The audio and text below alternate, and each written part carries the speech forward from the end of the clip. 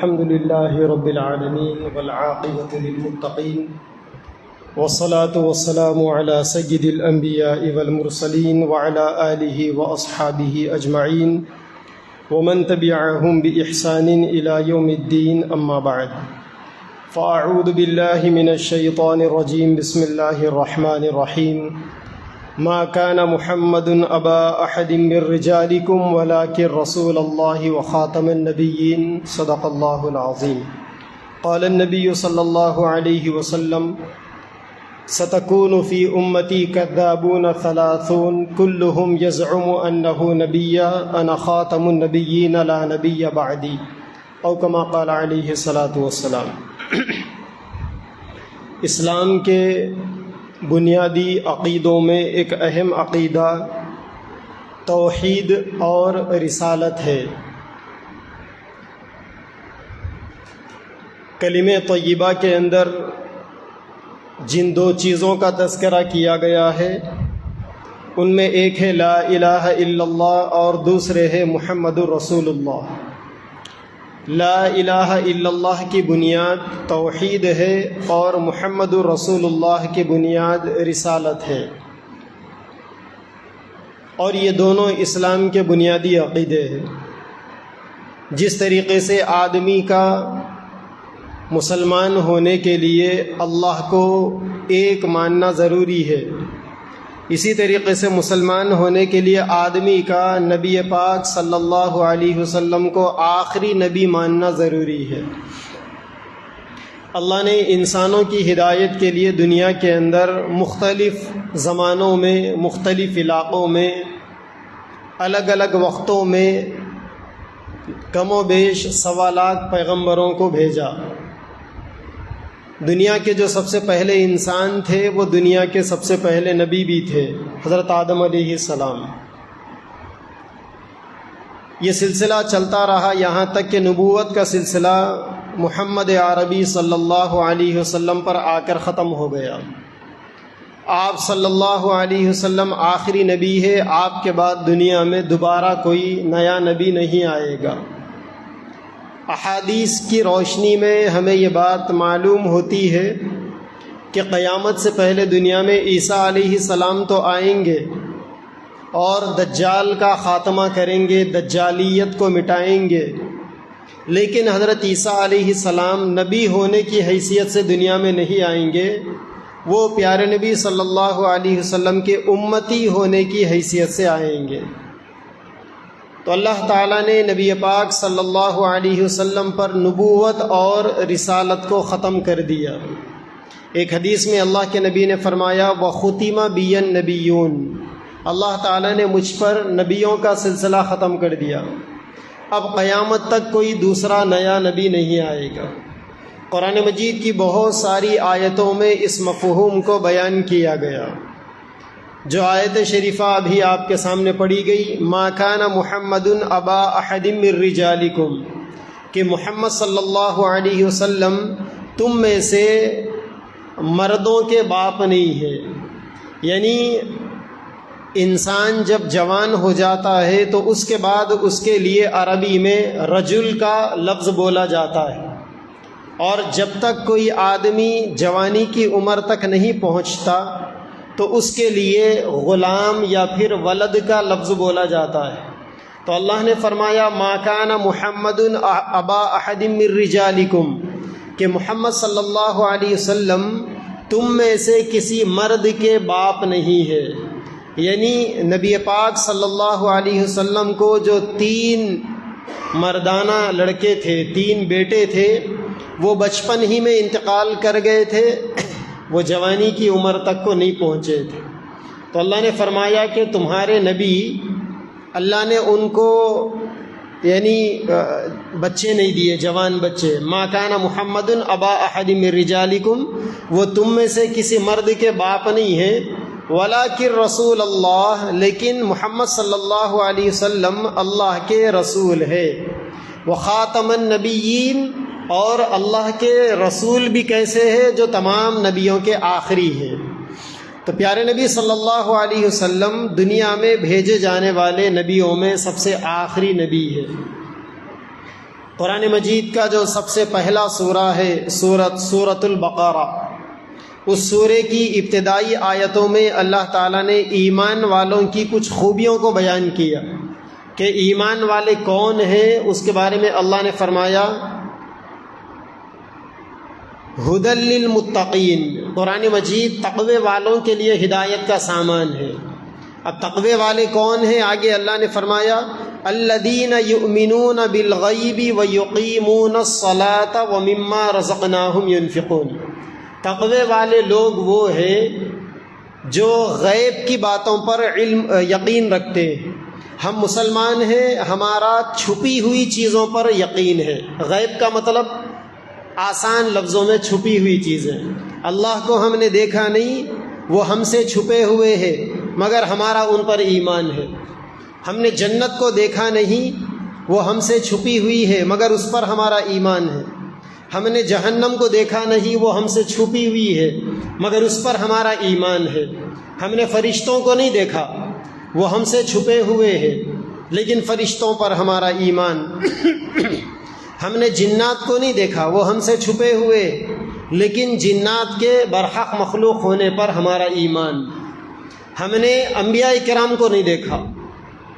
گزشتہ 1450 سالوں میں جن لوگوں نے نبی کا زمانہ پایا انہوں نے نبی کو دیکھا، لیکن جو اس کے بعد آئے، جو لوگ صحابہ کرام کے زمانے کے بعد دنیا میں آنے والے ہیں، انہوں نے نبی کو نہیں دیکھا۔ ہم نے پچھلے نبیوں کو بھی نہیں دیکھا، لیکن سارے نبیوں پر ہمارا ایمان ہے۔ یؤمنون بالغیب، ہمارا غیب پر ایمان ہے۔ وہ نبی ہم سے چھپے ہوئے ہیں، ہم نے ان کو دیکھا ہی نہیں، لیکن ان پر ہمارا ایمان ہے۔ الذین یؤمنون بالغیب، غیب پر ایمان لانے والے، ویقیمون الصلاۃ، نماز پڑھنے والے۔ الذین یؤمنون بالغیب ویقیموا الصلاۃ ویؤتوا الزکاۃ، اور اللہ تبارک و تعالیٰ نے جو کچھ دیا ہے اس میں خرچ کرنے والے۔ پھر آگے اللہ نے فرمایا والذین یؤمنون بما انزل الیک وما انزل من قبلک۔ تقوی والے لوگ کون ہیں؟ ایمان والے لوگ کون ہیں؟ وہ لوگ ہیں جو ان ساری باتوں کو مانتے ہیں اے نبی جو باتیں آپ پر اتاری گئی۔ والذین یؤمنون بما انزل الیک، اے نبی جو باتیں آپ پر اتاری گئی ان باتوں پر وہ لوگ ایمان رکھتے ہیں۔ وما انزل من قبلک، اور جو آپ سے پہلے پیغمبروں پر جو باتیں اتاری گئی وہ اس پر ایمان رکھتے ہیں۔ تو یہاں اللہ تعالیٰ نے انزل من قبلک کا فرما کر، یعنی نبی سے پہلے، پیارے نبی سے پہلے دنیا میں آنے والے پیغمبروں کا تذکرہ بیان کر کر اللہ نے یہ بتا دیا کہ اس نبی کے بعد، یعنی محمد صلی اللہ علیہ وسلم کے بعد پھر کوئی نیا نبی نہیں آئے گا۔ یہ اللہ تعالیٰ نے واضح کر دیا، اور یہیں سے یہ بھی بتا دیا کہ محمد صلی اللہ علیہ وسلم آخری نبی ہے، آپ کے بعد دنیا میں کوئی نیا نبی نہیں آئے گا۔ وہیں پر پیارے نبی صلی اللہ علیہ وسلم نے فرمایا کہ میرے دنیا سے جانے کے بعد میرے بعد دنیا میں 30 جھوٹے آئیں گے۔ ستکون فی امتی کذابون 30، میرے دنیا سے جانے کے بعد میرے بعد دنیا میں 30 بڑے بڑے جھوٹے آئیں گے، اور وہ دجال ہوں گے۔ دجال کا مطلب لوگوں میں شعبدہ بازی پھیلانے والے، لوگوں کو الگ الگ چیزوں سے متاثر کرنے والے۔ اور وہ 30 لوگوں کی ڈیوٹی کیا ہوگی، وہ کیا کریں گے؟ اللہ کے نبی نے وہ بھی فرمایا کلہم یزعم انہ نبی، وہ 30 لوگوں میں ہر آدمی اپنے نبی ہونے کا دعویٰ کرے گا، وہ یہ کہے گا کہ میں نبی ہوں۔ پھر اس کے بعد اللہ کے نبی نے فرمایا انا خاتم النبیین لا نبی بعدی، کہ میں آخری نبی ہوں، میرے بعد دنیا میں کوئی نیا نبی آنے والا نہیں ہے۔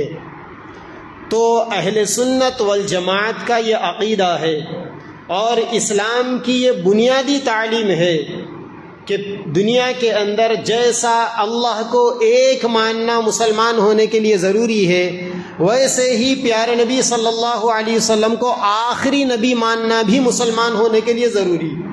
اب یہ ہمارا بنیادی عقیدہ بن گیا۔ اگر ہم میں سے کوئی مسلمان یہ کہتا ہے کہ میں اللہ کو تو ایک مانتا ہوں، لیکن نعوذ باللہ میں نبی کو آخری نبی نہیں مانتا، تو پھر وہ مسلمان باقی نہیں رہتا۔ کیوں؟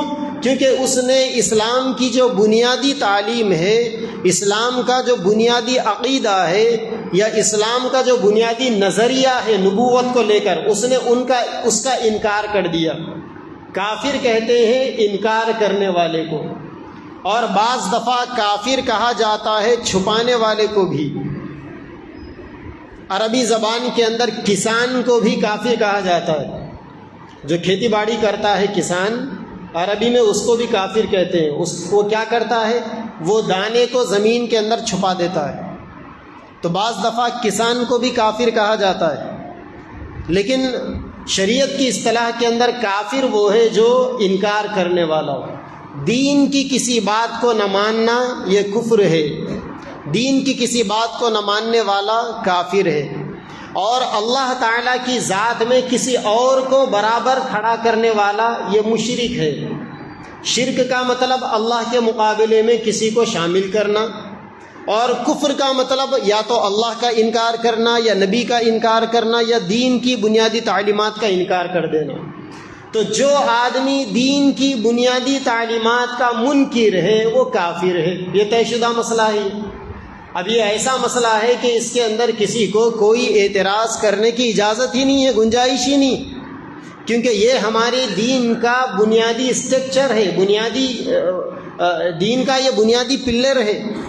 آپ جتنے کلمے پڑھیں گے، خاص طور پر کلمہ شہادت پڑھیں گے، کلمہ شہادت کے اندر آپ پڑھتے ہیں اشہد ان لا الہ الا اللہ، میں گواہی دیتا ہوں کہ اللہ کے علاوہ کوئی معبود نہیں، واشہد ان محمدًا عبدہ ورسولہ، اور میں اس بات کی گواہی دیتا ہوں کہ محمد صلی اللہ علیہ وسلم اللہ کے بندے اور اس کے رسول ہے۔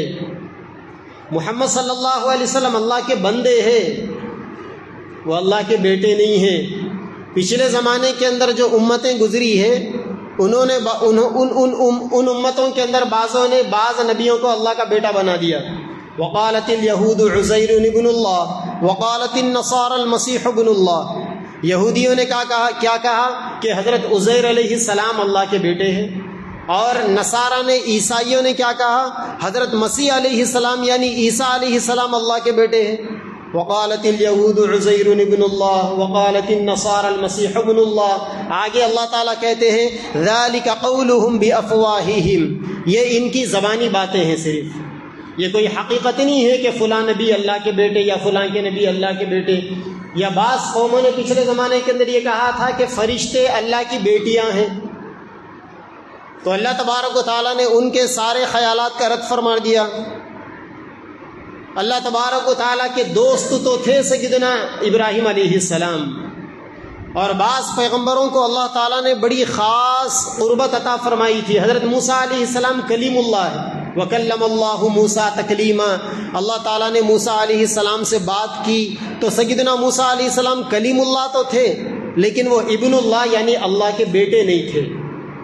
ہم جو قرآن مجید کی جو سب سے چھوٹی سورت ہے سورہ کوثر، اس سے تھوڑا سا بڑی جو سورت ہم پڑھتے ہیں قل هو اللہ احد، جو مسلمان گھرانوں میں ہر بچے کو یاد ہے، کیا ترجمہ ہے اس کا؟ قل هو اللہ احد، اے نبی آپ کہہ دیجئے کہ اللہ ایک ہے، اللہ الصمد، اللہ بے نیاز ہے، وہ کسی کے محتاج نہیں ہے، لم یلد ولم یولد، اللہ تعالیٰ نے نہ کسی کو جنا یعنی نہ اللہ کی اولاد ہے اور نہ اللہ کسی کی اولاد ہے، وَلَمْ يَكُنْ لَهُ كُفُوًا أَحَدٌ، اور کوئی دوسرا اللہ کی ہمسری، اللہ کی برابری کرنے والا نہیں۔ تو اللہ تبارک و تعالیٰ ایک الگ عنوان ہے، وہ توحید کا عنوان ہے۔ اللہ تعالیٰ اپنی ذات میں، اپنی صفات میں، اپنے افعال میں، اپنے کارناموں میں اللہ تعالیٰ یکا اور تنہا ہے، کوئی ان کا شریک نہیں۔ اور محمد صلی اللہ علیہ وسلم اپنے آخری نبی ہونے میں آخری ہے، ان کے بعد کوئی نبی آنے والا نہیں۔ لیکن نبی نے چونکہ یہ بتا دیا کہ قیامت تک نبوت کا دعویٰ کرنے والے آتے رہیں گے، لوگ دعویٰ کرتے رہیں گے، خود ہماری نبی کے آخری زندگی میں، بلکہ نبی کے دنیا سے رخصت ہوتے ہی امت کے اندر ایک سب سے بڑا فتنہ اٹھا تھا، جسے مسیلمہ کذاب کا فتنہ کہا جاتا ہے۔ مسیلمہ کذاب نے کیا کیا تھا؟ اپنے نبی ہونے کا دعویٰ کیا، اور یہ اتنا نازک مسئلہ تھا کہ پیارے نبی صلی اللہ علیہ وسلم کے زمانے میں جتنی جنگیں لڑی گئی ان ساری جنگوں کے اندر شہید ہونے والے صحابہ کی تعداد کو اگر ایک جگہ جمع کر لیا جائے تو صرف 257 صحابہ پوری اسلامی تاریخ دور نبوی کی جنگوں کے اندر شہید ہونے والے. لیکن جب ہمارے نبی دنیا سے پردہ فرما گئے اور مسلمہ کذاب نے اپنے نبی ہونے کا دعویٰ کیا اور اس نے اس دعوے کو لے کر ایک فتنہ کھڑا کیا کہ اب میں نبی ہوں، تو اس کی سرکوبی کے لیے سیدنا ابوبکر صدیق رضی اللہ تعالیٰ عنہ نے جو لشکر بھیجا اور جس لشکر نے مسلمہ کذاب سے مقابلہ کیا، اس جنگ کے اندر 1200 صحابہ کرام شہید ہوئے. یعنی ہمارے نبی کے نبوت کے 24 سالہ دور کے اندر 23 سالہ دور کے اندر 257 صحابہ ایک طرف شہید، اور دوسری طرف آپ کے دنیا سے پردہ فرمانے کے بعد جب مسلمہ کذاب نے نبوت کا دعویٰ کیا، اس فتنے کو ختم کرنے کے لیے 1200 صحابہ نے اپنی جانوں کے نذرانے دیے. اس سے یہ بات سمجھ میں آئی کہ عقیدہ ختم نبوت، محمد صلی اللہ علیہ وسلم کے آخری نبی ہونے کا عقیدہ ہم مسلمانوں کے لیے کتنا ضروری اور کتنا بنیادی عقیدہ ہے. اگر یہ عقیدہ اتنا مضبوط نہ ہوتا تو 1200 صحابہ کرام کو اپنی جانوں کی قربانیاں دینے کی کیا ضرورت پیش آتی. لیکن 1200 صحابہ کرام نے اپنی جانوں کی قربانیاں دے کر یہ بتا دیا کہ یہ اہل سنت والجماعت کا دنیا میں اپنے آپ کو مسلمان کہلانے والے کا یہ بنیادی عقیدہ ہے. اس عقیدے کے بغیر کوئی آدمی مسلمان نہیں بن سکتا. اسلام کی تاریخ کے اندر ایسے بہت سے جھوٹے پیدا ہوئے جنہوں نے اپنے نبی ہونے کا دعویٰ کیا. آج سے 125 سال، لگ بھگ 150 سال پہلے بھی ہمارے اس ملک میں ایک جھوٹا پیدا ہوا تھا جس نے اپنے نبی ہونے کا دعویٰ کیا تھا، اور آج بھی وہ فتنہ بڑے زور و شور کے ساتھ پوری دنیا میں زندہ ہے باقی. چھوٹے چھوٹے دیہاتوں تک وہ فتنہ پھیلا ہوا ہے. جس وقت اس ملک کے اندر، اس ملک کے سارے باشندے بشمول مسلمان اور علماء کرام یہاں سے انگریزوں کے ناپاک قدموں کو اکھاڑ پھینکنے کے لیے اپنی جانوں کے نذرانے دے رہے تھے، تو وہ زمانہ ایسا زمانہ تھا اس ملک کے اندر کہ جہاں مسلمانوں پر اور اسلام پر چومکھی حملے ہو رہے تھے. چومکھی حملوں کا مطلب مسلمانوں کو ہر طرف سے پریشان کیا جا رہا تھا. ایک طرف مسلمانوں کو آپس میں لڑایا جاتا تھا جیسا آج ہوتا ہے، مسلمانوں میں اختلافات ڈال دیے جاتے تھے جیسا آج ہوتا ہے، مسلمانوں میں جماعت بندیوں کو پیدا کیا جانا جیسا آج بہت سارے علاقوں میں ہوتا ہے. ایسے سیاسی اعتبار سے مسلمانوں کو ان اسٹیبلش کر دینا، مسلمانوں کو ان کے پیروں پر کھڑے ہونے نہیں دینا جیسا آج آپ بھی دیکھ سکتے ہیں. یہ تو اندرونی مسائل تھے مسلمانوں کے. وہیں پر مسلمانوں کو آپس میں جماعتوں کے نام پر الجھا دینا، نئی نئی جماعتیں مسلمانوں میں پیدا کر دینا. مسلمانوں کی ایک ہی جماعت ہے اور وہ جماعت ہے جس کا عقیدہ 1400 سال پرانا عقیدہ ہے، جو اللہ کے نبی کے زمانے سے لے کر اب تک جو سلسلہ چلا آ رہا وہ تو مسلمانوں میں ایک متفقہ جماعت ہے. لیکن آج مسلمانوں میں بہت سی جماعتیں ایسی بھی ہیں جن کے اندر نئے نئے خیالات ہیں. ہم جو کلمہ پڑھتے ہیں کلمہ شہادت، اس کے اندر ہم یہ کہتے ہیں وَأَشْهَدُ أَنَّ مُحَمَّدًا عَبْدُهُ وَرَسُولُهُ، محمد صلی اللہ علیہ وسلم اللہ کے بندے اور اس کے رسول ہے.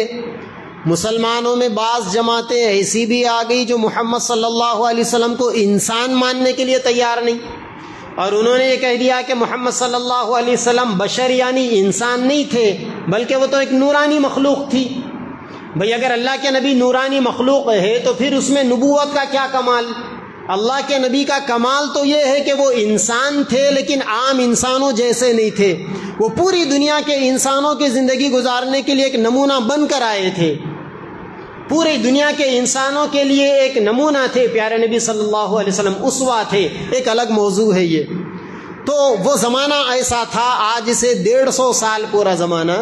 تو اس زمانے کے اندر چونکہ یہاں انگریزوں کا راج تھا، یہاں برٹش سے بڑے بڑے عیسائی پادری آتے تھے مسلمانوں سے مقابلہ کرنے کے لیے، اور بڑے بڑے مناظرے ہوتے، اور اس کے اندر مناظروں میں مسلم علماء کو للکارا جاتا، ان کو بلایا جاتا، اور ان کے مقابلے میں وہاں بڑے بڑے پادری جن کو حکومت کی سرپرستی ہوتی، اور وہ لوگوں کو جمع کر کر بھولے بھالے کم تعلیم یافتہ ان پڑھ لوگوں کے درمیان میں مناظرہ کر کر وہ ایسے شکوک اور شبہات کو جنم دیتے کہ جس سے عام لوگوں کا تو کوئی نقصان نہیں ہوتا، لیکن مسلمانوں کے دین اور عقیدے کا نقصان ہوتا۔ اس زمانے کے اندر آپ نے کبھی سنا ہوگا ایک برٹش سے ایک بہت بڑا پادری آیا تھا جس کا نام پادری فنڈر تھا، اور یہ اتنا بڑا پادری تھا کہ پوری عیسائی دنیا کے اندر اس سے بڑا عالم کوئی اور نہیں تھا اسلام کے مقابلے میں، کہ یہ بہت بڑا فتنہ بن کر آیا تھا۔ ہمارے ہندوستان کے علماء میں حضرت مولانا رحمت اللہ کیرانوی رحمت اللہ علیہ پادری فنڈر کے مقابلے میں انہوں نے مقابلہ کیا، ایک تاریخ ساز مناظرہ ہوا۔ اس مناظرے کے اندر پادری فنڈر کی ناکامی ہوئی، اللہ تعالیٰ نے اسلام کو سربلندی عطا کی، برٹش گورنمنٹ آپے سے باہر ہو کر مولانا رحمت اللہ کیرانوی کے خلاف وارنٹ نکالا، قتل کا حکم جاری کیا۔ مولانا نے اپنی جان کو بچا کر کسی طریقے سے یہاں سے نکل کر مکہ مکرمہ پہنچ گئے، پھر وہاں پر انہوں نے ایک بہت بڑا مدرسہ قائم کیا، پھر وہیں ان کا انتقال بھی ہوا۔ تو یہ وہ زمانہ تھا جب مسلمانوں کو مذہبی اعتبار سے الجھانے کا دور تھا۔ ٹھیک اسی زمانے کے اندر جب مسلمان علماء کی جانب سے انگریزوں سے مناظرے ہوتے تھے تو پنجاب کے علاقے کے اندر عالمانہ روپ لے کر ایک غلام احمد نام کا ایک بندہ کھڑا ہوا، اس نے بھی انگریزوں سے پہلے تو مناظرے کیے، اور مسلمانوں کے درمیان میں اس کی اچھی پبلسٹی ہو گئی، اچھا مشہور ہو گیا کہ یہ بڑے عالم ہیں اور اسلام کی حقانیت کے لیے، اسلام کی صداقت کے لیے یہ مناظرے کرتے ہیں، مقابلے کرتے ہیں اور دشمنان اسلام کا منہ توڑ جواب دیتے ہیں۔ جب اس کو اچھی خاصی شہرت مل گئی لوگوں کے درمیان میں، جب یہ مشہور ہو گیا اور اس کا ایک حلقہ بن گیا، اس کے ماننے والوں کی ایک جماعت تیار ہو گئی، تو انگریزوں نے اس کے اوپر ڈورے ڈالنا شروع کیا۔ رفتہ رفتہ انگریزوں نے دیکھا کہ اس کو کئی کی عادتیں، ہر انسان کی کچھ نہ کچھ کمزوری ہوتی۔ غلام احمد کی کمزوری یہ تھی کہ وہ پیسوں کا دل دادا تھا، وہ خاندانی انگریزوں کے غلام تھے اور پیسوں کا شیدائی تھا، عیاش تھا۔ تو انگریزوں نے رفتہ رفتہ پیسوں کی لالچ دے کر اس سے دوستی بنائی، پھر انگریزوں نے اس کو نشے کا عادی بنایا، عورتوں کا عادی بنایا۔ پھر ایک دور ایسا بھی آیا کہ غلام احمد قادیانی نے نئے نئے دعوے کرنے شروع کیے۔ سب سے پہلے اس نے اپنے آپ کو مہدی کہنا شروع کیا، اس کے بعد اس نے اپنے آپ کو مسیل عیسیٰ کہنا شروع کیا، یعنی میں عیسیٰ علیہ السلام کا زیراکس کاپی ہوں، ایسا کہہ سکتے ہیں آپ، یا میں عیسیٰ علیہ السلام کے روپ میں آیا ہوں۔ پھر اس نے کبھی اپنے آپ کو کالکی اوتار کہا۔ اور ہمارے اس ملک کے اندر جو ہمارے برادران وطن ہیں، ان کا جو مذہب ہے سناتن دھرم، ان کے دھرم کی جو بڑی بڑی مذہبی شخصیات ہے، اس نے اپنے وہ ہونے کا بھی دعویٰ کیا، کئی دعوے کیے اس نے، 100 سے زیادہ تو اس کے دعوے خود اس کی کتابوں کے اندر لکھے ہوئے۔ دعوے کرتے کرتے جب وہ بالکل اپڈیٹ ہو گیا تو اس نے اخیر میں کھڑے ہو کر اعلان کیا کہ میں محمد ہوں، میں دوبارہ جنم لے کر دنیا میں آیا ہوں اور میں مسلمانوں کا آخری نبی ہوں۔ اب یہ ایک ایسا فتنہ تھا کہ اس فتنے کے اٹھنے کے نتیجے میں سینکڑوں لوگ اس فتنے سے متاثر ہو کر اللہ کے نبی کو آخری ماننے کے منکر ہو گئے، آخری نبی ماننے کے، اور اس کو نبی ماننا شروع کر دیا۔ اب پھر علماء اس کے خلاف میدان میں آئے، بڑے مناظرے ہوئے، بہت سارے حالات ہوئے، علماء نے اس کے خلاف میں کئی مقابلے کیے، مناظرے کیے، تحریروں کا سلسلہ چلا۔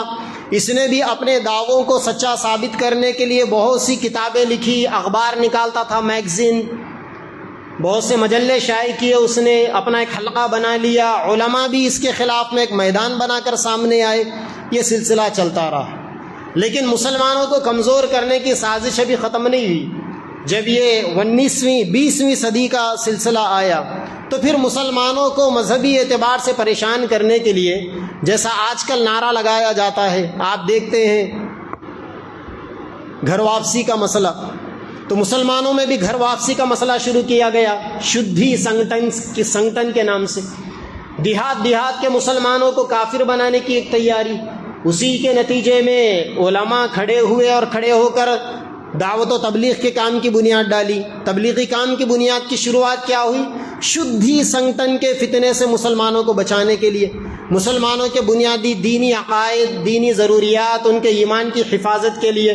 بہرحال اس سے قبل جب یہ مرزا غلام احمد قادیانی کا فتنہ عروج پر تھا اور بھولے بھالے مسلمانوں کو باتیں معلوم نہیں تھی، یہ دیہاتوں میں جاتے، برٹش گورنمنٹ کا ان کو مالی اعتبار سے سپورٹ ملتا اور بھرپور ان کو امداد ملتی. دیہاتوں میں جاتے، مسلمانوں کے قریب ان کی پریشانیوں کا، ان کی مجبوریوں کا، ان کی حالات کی تنگی کا ناجائز فائدہ اٹھاتے، ان کے بچیوں کی شادیوں کے لیے پیسے دینے میں، علاجوں میں پیسہ دینے میں، مختلف کاموں میں ان کی امداد کرنے میں ان کو متاثر کرتے، اور یوں اس طریقے سے غلام احمد قادیانی کے نبی ہونے پر ان کو راضی کر لیتے. آج یہ کوئی 125 سال سے زیادہ کا عرصہ گزر گیا، 130-35 سال کا عرصہ گزر گیا. یہ فتنہ آج بھی دنیا کے اندر زندہ ہے، اور آپ حیرت کریں گے کہ پوری دنیا میں اس فتنے کے 3 بڑے بڑے ہیڈ کوارٹر، چونکہ اس وقت تک ہمارا یہ ملک آزاد نہیں ہوا تھا. جب یہ ملک آزاد ہوا اور اس فتنے کے جو ماننے والے تھے وہ بنیادی طور پر ان کا ایک نظریہ تھا کہ حکومتی اعتبار سے اپنی پہنچ کو بنانا چاہیے. آپ حیرت کریں گے کہ پاکستان کا قیام کلمے کی بنیاد پر ہوا. پاکستان کیوں بنایا گیا؟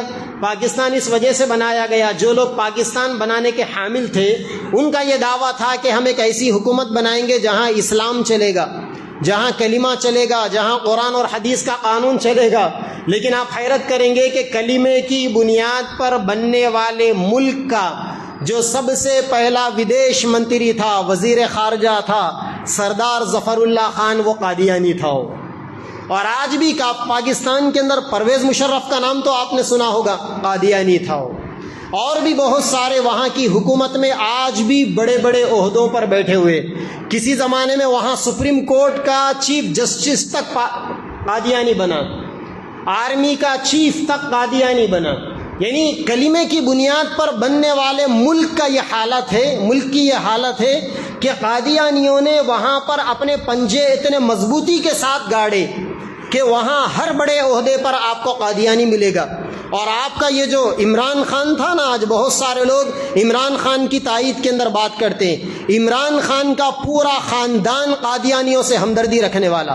کون قادیانی؟ وہ قادیانی جو ہمارے نبی کو آخری نبی نہیں مانتے. چنانچہ جب ملک کا بٹوارا ہوا 1947 کے اندر، 1947 کے اندر، تو قادیانیوں کا ایک ہیڈ کوارٹر پاکستان میں بنا، اور دوسرا ہیڈ کوارٹر قادیانیوں کا لندن کے اندر بنا، اور تیسرا ہیڈ کوارٹر قادیانیوں کا حیفا اسرائیل کے اندر بنا. اور آج قادیانیت کو ان تینوں علاقوں سے پیسہ ملتا ہے، مدد ملتی ہے، پاور ملتا ہے. یہ الگ بات ہے کہ ہمارے اس ملک سے قادیانی چلے گئے تھے، لیکن قادیانیت کے ناپاک جراثیم یہاں سے نہیں گئے. آج بھی اس ملک کے ہر ضلع کے اندر، تقریباً ریاستوں کے اندر قادیانیت موجود ہے. یہی وجہ ہے کہ ہر دور کے اندر مسلمانوں کا متفقہ فیصلہ رہا. جب تک ہمارا یہ ملک آزاد نہیں ہوا تھا تو 1912 کے اندر جالندھر کی کورٹ کے اندر قادیانیوں کے کافر ہونے کا فتویٰ آیا تھا. جب تک یہ ملک آزاد نہیں ہوا 1935 کے اندر سیال کوٹ پاکستان کی جج نے فیصلہ دیا تھا کہ قادیانی کافر ہے. دنیا کے جتنے ممالک ہیں، اس وقت دنیا کی سب سے بڑی تنظیم ہے جو پوری دنیا کے مسلمانوں کی نمائندگی کرتی ہے، جس کا نام رابطہ عالم اسلامی ہے، جس کا ہیڈ کوارٹر مکہ مکرمہ کے اندر ہے. 1974 کے اندر، آج سے لگ بھگ 50 سال پہلے، رابطہ عالم اسلامی نے متفقہ فیصلہ نکالا اور پوری دنیا کے ہزاروں علماء کرام کی جانب سے فتویٰ آیا کہ قادیانی کافر ہے. موریشس جہاں پر مسلم گورنمنٹ ہے، وہاں کی سپریم کورٹ نے قادیانیوں کے کافر ہونے کا فتویٰ دیا. UAE کے اندر متحدہ عرب امارات کی حکومت نے باضابطہ اعلان کیا، وہاں کی عدالت نے فیصلہ دیا کہ قادیانی اپنے عقائد کے نتیجے میں کافر ہے اور کسی بھی قادیانی کا UAE اسٹیٹ کے اندر داخلہ ممنوع ہے. دنیا کی جتنی اسلامک عدالتیں ہیں یا دنیا کے جتنے علماء ہیں، سب کا ایک ہی متفقہ فیصلہ ہے کہ قادیانی کافر ہے.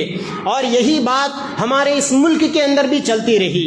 یہ الگ بات ہے کہ ہم قادیانی کو کافر کیوں کہتے ہیں، میں ابھی اپنے مدعے کے اوپر آؤں گا اور 5 منٹ میں آپ کے سامنے وہ ساری حقیقت بیان کروں گا کہ آج کے جمعہ میں ہمیں اس موضوع پر بات کرنے کی ضرورت کیوں پیش آئی۔ ابھی چند مہینے پہلے یعنی فروری 2023 میں آندھرا پردیش وقف بورڈ نے ایک اعلان جاری کیا اور اخبارات کے اندر اعلان نکالا، جس کے اندر قادیانی فتنے کے کافر ہونے کا اعلان کیا گیا۔ قادیانی حرکت میں آ گئے اور انہوں نے، جیسا کہ میں نے ابھی آپ کو بتایا کہ قادیانی ہمیشہ حکومت کا سہارا لیتے ہیں اور حکومت کے لوگوں کے پاس جا کر اپنے مگرمچھ کے آنسو بہاتے ہیں، اور یہ ایک انٹرنیشنل فتنہ ہے، بلکہ اسلام کی تاریخ میں قادیانیت سے بڑا آج تک بدترین اور غلیظ ترین فتنہ کوئی اور پیدا نہیں ہوا۔ جتنے فتنے پیدا ہوئے وہ چھوٹی چھوٹی باتوں کو لے کر، لیکن قادیانی اتنا سنگین فتنہ ہے کہ قادیانی اپنے آپ کو قرآن اور حدیث کا نام لے کر، اسلام کا نام لے کر، اپنے آپ کو مسلمان کہلوا کر سیدھے سیدھے پیارے نبی صلی اللہ علیہ وسلم کی تاج نبوت کو ہڑپنا چاہتے ہیں، اس پر ڈاکہ ڈالنا چاہتے ہیں۔ یہ تاج ختم نبوت کے چور ہے قادیانی۔ مرزا غلام احمد قادیانی کے چمچوں نے حرکت کی، اور اس ملک میں جو گورنمنٹ ہے آپ کی، آپ سمجھ سکتے ہیں کہ ہماری اس گورنمنٹ کو مسلمانوں سے کتنا پیار ہے، اسلام سے کتنا ان کو ہمدردی ہے، اور یہ اسلام اور مسلمانوں کے نام پر سیاست کرنے سے کہیں نہیں چوکتے۔ چنانچہ ہماری سینٹرل گورنمنٹ کی ایک لیڈی منسٹر ہے جو مائنارٹی ویلفیئر منسٹر ہے، اسمرتی ایرانی، ان کے پیٹ میں تکلیف ہوئی اور انہوں نے آ کر میڈیا کو جمع کر اعلان کر دیا کہ کسی کو یہ حق نہیں بنتا کہ کافر کہنا۔ وہ قادیانی کو مسلمانوں کا سرٹیفکیٹ دینے کے لیے میدان میں کود پڑی، حالانکہ اسمرتی ایرانی جی آپ کے ماں باپ بھی پیدا نہیں ہوئے تھے جب اس ملک کا بٹوارا نہیں ہوا تھا۔ اسی وقت اس ملک کی عدالتوں نے قادیانی اور آپ اس وقت ان کو مسلمان کہلوانے کے لیے اور ان کی وکالت کرنے کے لیے میدان میں کود پڑی ہے۔ میں آپ کو 2-3 باتیں بتاؤں گا کہ مرزا غلام احمد قادیانی نے جب نبوت کا دعویٰ کیا، اچھا آج ہم لوگوں پر یہ اعتراض ہوتا ہے کہ ہم غلام احمد قادیانی اور اس کے ماننے والوں کو کافر کہتے ہیں، حالانکہ یہ ایک مسلمہ حقیقت ہے کہ مرزا غلام احمد قادیانی نے پہلے ہم سب مسلمانوں کو کافر کہا۔ مرزا غلام احمد قادیانی کہتا ہے کہ جو شخص مجھ پر ایمان نہیں لاتا، جو شخص مجھ پر ایمان نہیں لاتا، مجھے نبی نہیں مانتا، تو وہ کافر ہے۔ اور ساتھ ہی ساتھ مرزا یہ بھی کہتا ہے کہ وہ پکا کافر ہے اور دائرے اسلام سے خارج ہے۔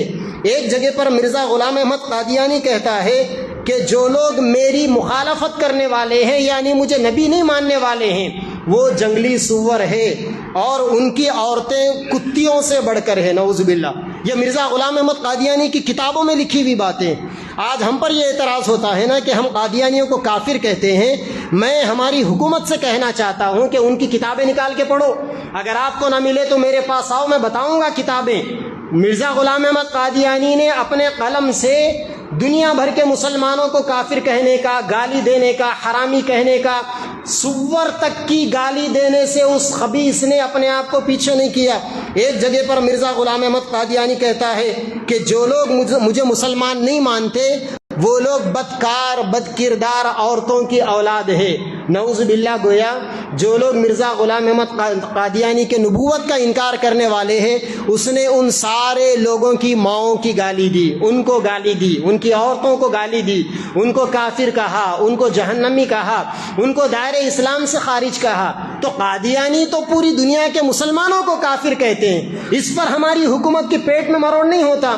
اور پوری دنیا کی عدالتوں نے، خود ہماری ملک کی عدالتوں نے کئی اپنے ججمنٹوں کے اندر، کئی فیصلوں کے اندر، اور ہمارے وقف بورڈوں نے کئی اپنے فیصلوں میں اگر قادیانیوں کو کافر کہہ دیا تو ان کے پیٹ کے اندر تکلیف شروع ہو گئی۔ ظاہر بات ہے کہ فرمایا گیا الکفر ملت واحدہ، کفر ایک ہوتا ہے، کلم کلم اکٹی، یہ سارے ایک ہے۔ اسی لیے مسلمانوں کو سمجھنا چاہیے، یہ بات اپنے دماغوں میں بٹھانی چاہیے، اور یہ عقیدہ اپنے بچوں کو بھی سکھانا چاہیے کہ ہم مسلمان ہیں۔ مسلمان وہ ہوتا ہے جو اللہ کو ایک مانتا ہے، اور مسلمان ہونے کے لیے اللہ کو ایک ماننے کے ساتھ ساتھ پیارے نبی صلی اللہ علیہ وسلم کو آخری نبی ماننا ضروری ہے۔ اگر کوئی آدمی ہمارے نبی کو آخری نبی نہیں مانتا تو پھر وہ آدمی بھی مسلمان باقی نہیں رہتا۔ زندگی ہماری بہت مختصر ہے، فتنے بہت زیادہ ہے۔ آج کا دور تو اور زیادہ فتنوں کا دور ہے۔ آج قادیانیت جیسے اور بھی بہت سارے فتنے مسلمانوں کے اندر چل پڑے ہیں۔ اسی لیے ایسے ماحول کے اندر اپنے آپ کو دینی ماحول سے وابستہ کرنا، علم دین حاصل کرنا، ذکر کے ماحول میں اپنے آپ کو رکھنا، نورانی مجلسوں میں محفلوں میں بیٹھنا، نمازوں کا اہتمام کرنا، استغفار کی کثرت کرنا، علماء سے صحبتیں رکھنا اور صحیح علم حاصل کرنا اور اللہ سے ہدایت کی دعائیں مانگنا، یہ ہم سب مسلمانوں کے لیے اور ہماری قیامت تک آنے والی نسلوں کے دین و ایمان کی حفاظت کے لیے ضروری ہے۔ ورنہ تو کافر بڑا شاطر ہے، وہ یہ چاہتا ہے کہ کسی بھی طریقے سے مسلمانوں کے دین و ایمان کو ہڑپ لیا جائے، ختم کر دیا جائے۔